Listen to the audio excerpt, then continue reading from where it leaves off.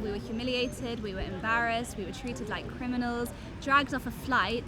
It was supposed to be a summer getaway to Italy, but it was interrupted when these three siblings were questioned by armed police on the tarmac at Stansted Airport. She looked at me directly and she said, "I need you to come with me."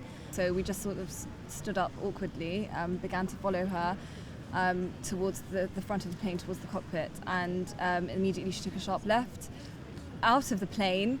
And the first thing I saw at the bottom of the stairs were policemen, armed policemen, and yeah, it was just absolute shock. Literally, the first thing we were asked was whether we spoke English, so we weren't offered any explanation immediately. I found that a bit patronising, a bit orientalist almost, as if just because we're Muslim, we don't speak English. We're flying from London to Italy.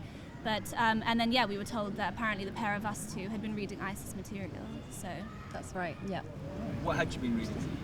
Literally a WhatsApp conversation. I showed the timestamps on my phone. Me and my dad were talking about which left-wing leader Jeremy Corbyn most resembled from the past. So unless being left-wing is a crime, I don't know, that's literally the only offence I could have committed that morning.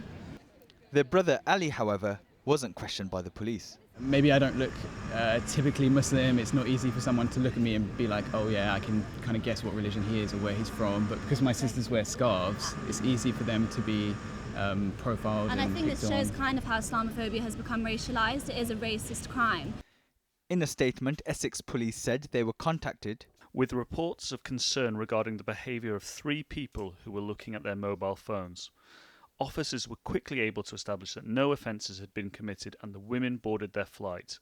We are satisfied the call was of good intent. EasyJet said, "The safety and security of its passengers and crew is our highest priority, which means that if a security concern is raised, we will always investigate it as a precautionary measure.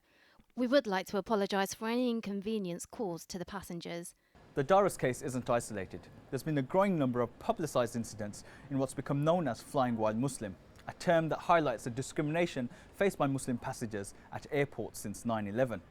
Some have been pulled aside for extra questioning, some have been searched by police, while others have been taken off their flights. There are no official figures on incidents like this, but we've been told by Muslim campaign groups Mend and Tell Mama that they've seen an increase of anecdotal reports over the past 18 months.